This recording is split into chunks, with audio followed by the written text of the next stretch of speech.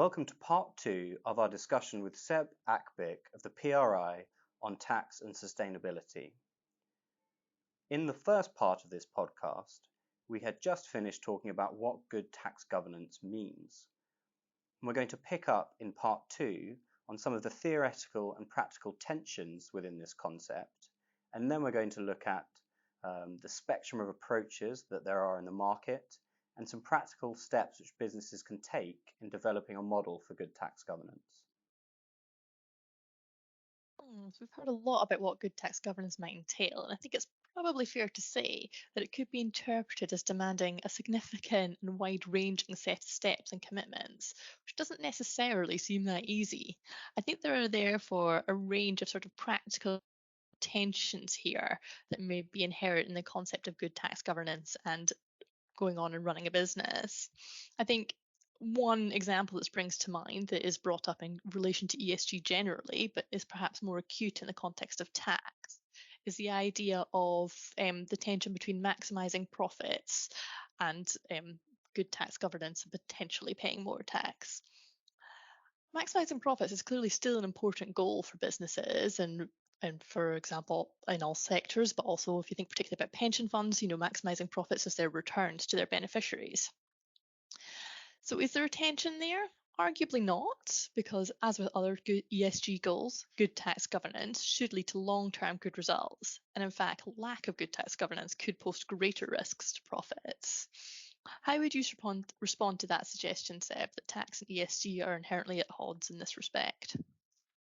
That's a great question, Sylvana, and I agree with everything you've just said, actually. So I would add that although minimizing taxes, for example, shifting profits, could enable companies to reduce their tax liabilities in the short term, which might be good for some for investors that are interested in short-term performance.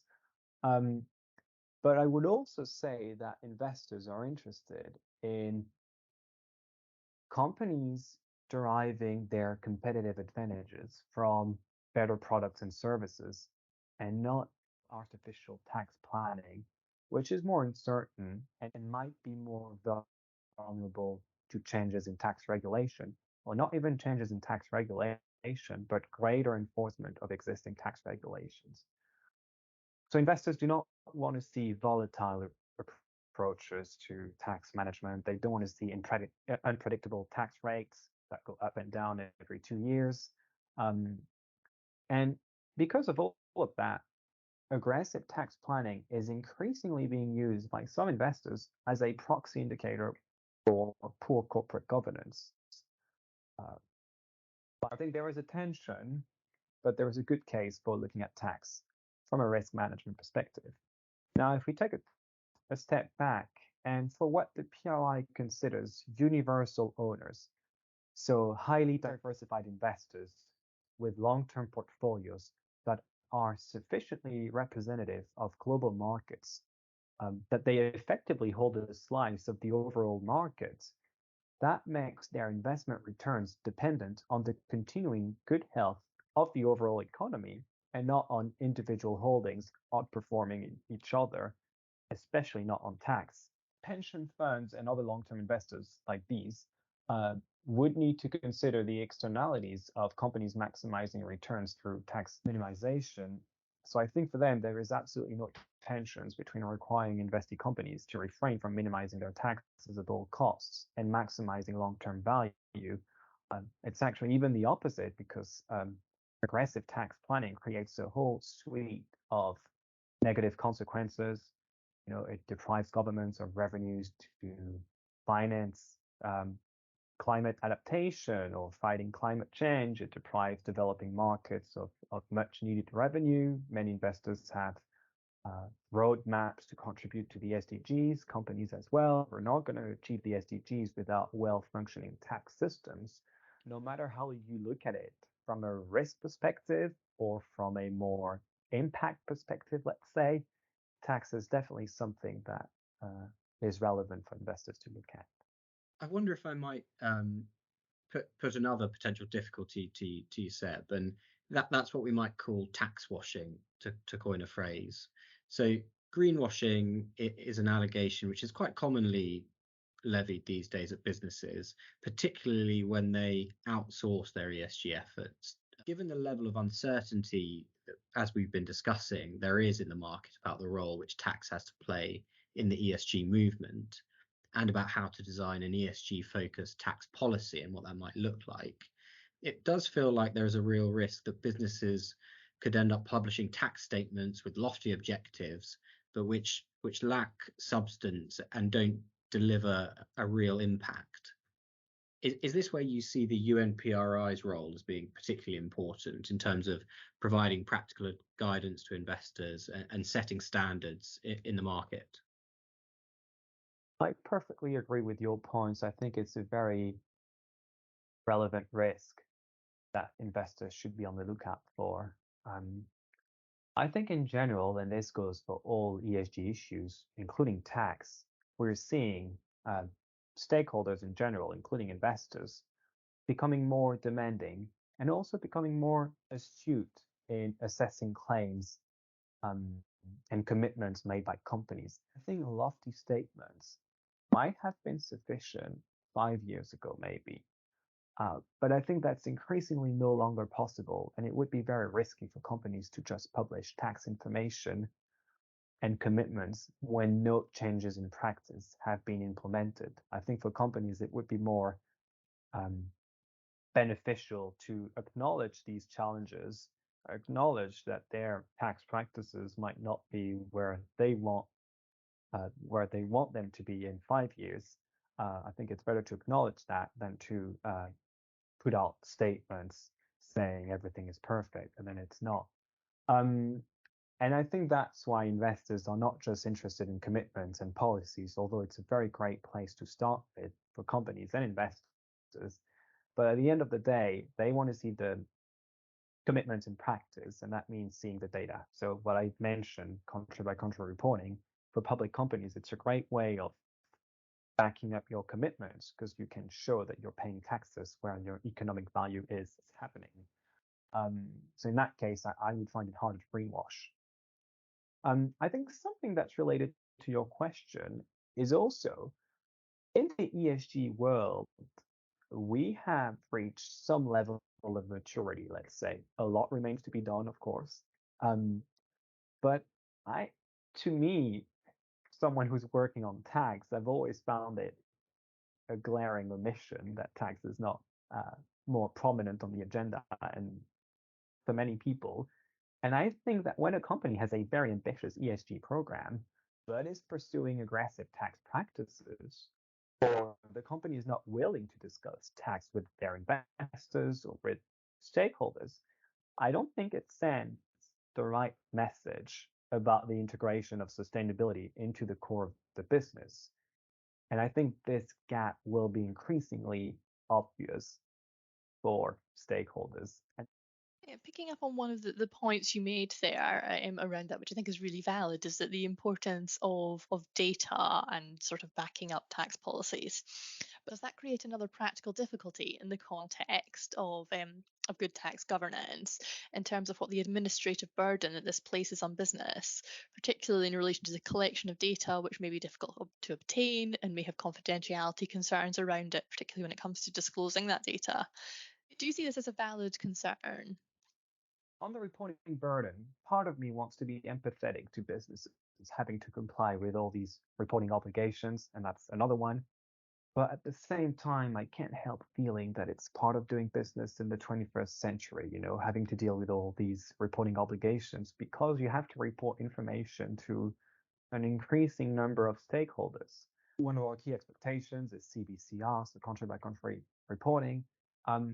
I think for large multinationals, it should be feasible and reasonable because they actually already have to report that data to their tax authorities. So it's just that it's not just public. And making it public would mean that they would have to invest more time in building the narrative around their numbers, which I think is actually an opportunity for companies to preempt any simplistic conclusions or controversies on their tax affairs.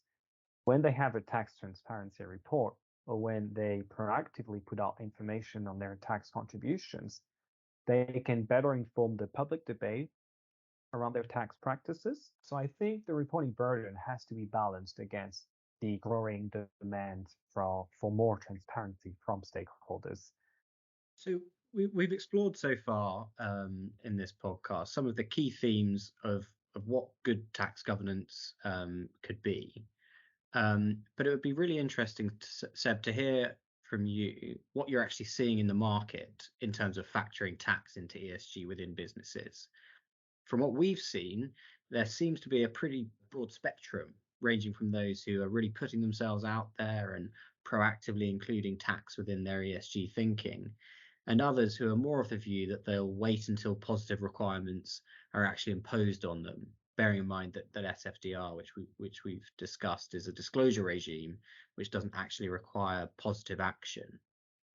It would be interesting to hear if that chimes with what you've seen, and also if there are particular jurisdictions, perhaps, which are going further than others from your perspective.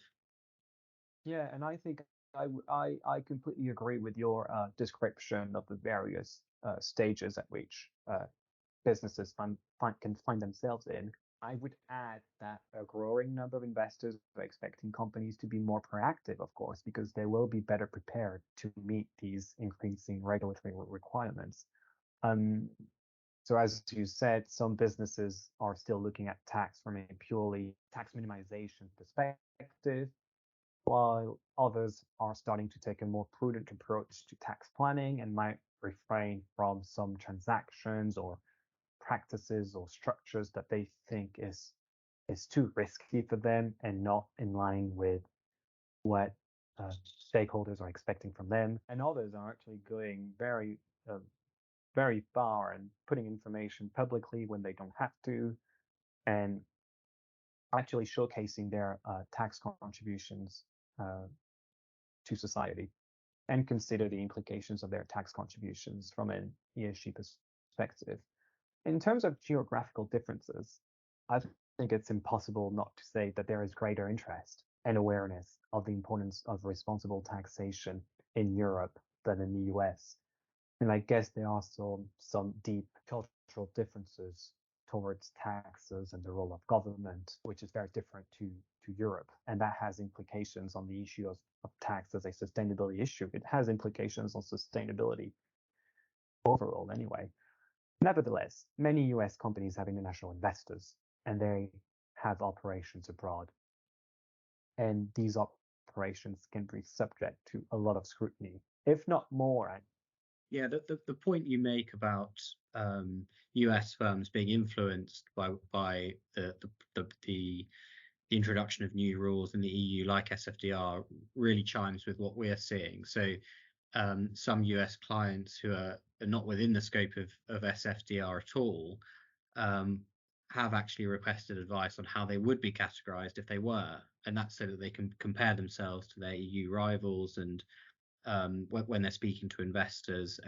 And looking at sort of good tax governance and trends of adopting ESG focused tax policies, obviously we've talked a little bit there about different jurisdictions, but what about different sectors or different types of entities? You've seen sort of different approaches in the market. So, for example, I imagine big corporates are probably somewhat ahead of the game in this area because, as we've talked about in this podcast already, they are already subject to various compliance regimes such as country by country reporting, and in the UK publishing a tax strategy, declaring uncertain tax treatment. All of that goes a long way towards the good governance of those businesses.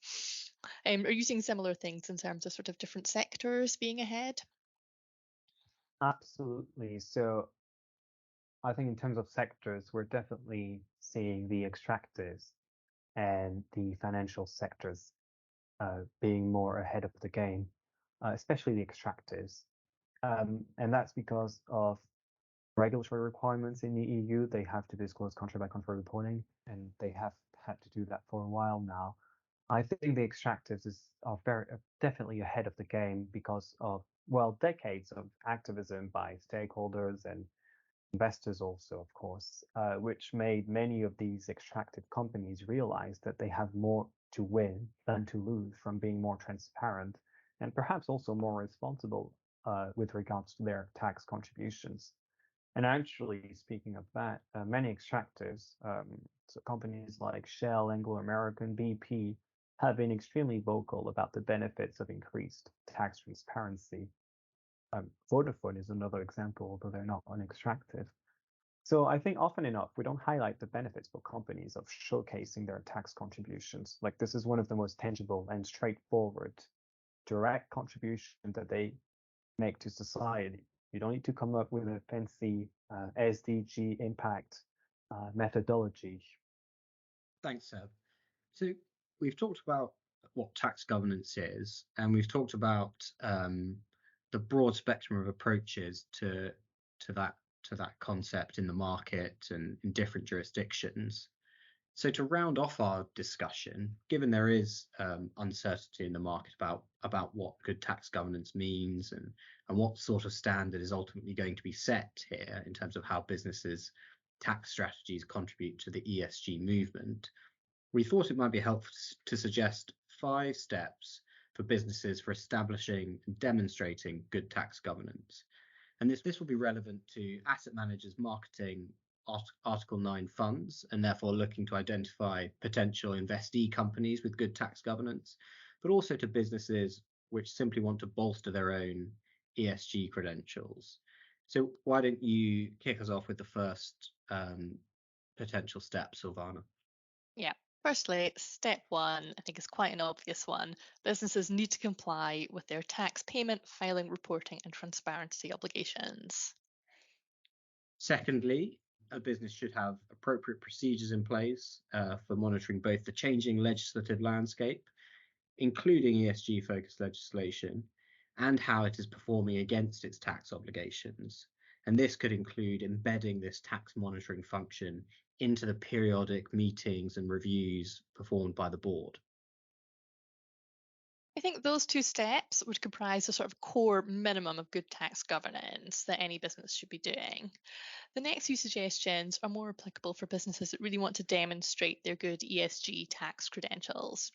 So the third thing we would say would be for businesses to publish their tax policy, setting out the monitoring and compliance standards and their approach to tax generally. As a fourth step, these businesses would apply some or all of the standards which we've just mentioned to the businesses which they work with or are considering working with. And this will clearly apply to asset managers managing Article 9 funds. And finally, our fifth step would be for businesses to take into account their broader sustainability objectives and explicitly building those into their decision-making processes and relevant constitutional documents, such that when a business is making decisions in relation to taxation, it's required to consider the ESG implications of the given options alongside the more conventional business implications, such as profitability. And Seb, having set out those potential steps which businesses could take, it would be really interesting to hear what steps the PRI would recommend for investors who are looking to establish and demonstrate good tax governance. That's a good question. And I think the 5 steps that you've outlined are very aligned with what I would also say. So I think for investors, a good place to start, as you've just said, is assessing tax risk in their investments. And for example, they can use the PRI guidance available on our website if they're just getting started on tax. They should also seek greater disclosures from companies or more information through dialogue for unlisted investments. And because something that I wanted to emphasize is that in addition to including tax in their due diligence assessments before making an investment, for example, investors also have to monitor that the companies that they invest in and the asset managers that they work with are complying with these policies on a more long-term basis. So sustained dialogue with investment managers and companies will be necessary. And of course, investors can apply the expectations that they set for companies and asset managers to their own operations and to themselves, basically. For SFDR, I would say investors should at least screen their investments for basic tax controversies. And ideally, to comply with Article 4, they should look at whether their investee companies are complying with the spirit of tax laws and that they are that they are overseeing tax as a key risk. Great. Thank you very much, Seb, and thank you generally for joining us on this podcast. It's been a really interesting discussion, and it's great to hear about the work you and UNPRI have been doing with investors to ensure that tax is not left off the sustainability agenda. Look forward to seeing how this topic progresses and what good tax governance turns out to be. Thank you so much for having me. It was a great conversation. If you'd like to ask any questions or get any further details from us on this podcast, please contact either myself or Callum, and you can find details on our website.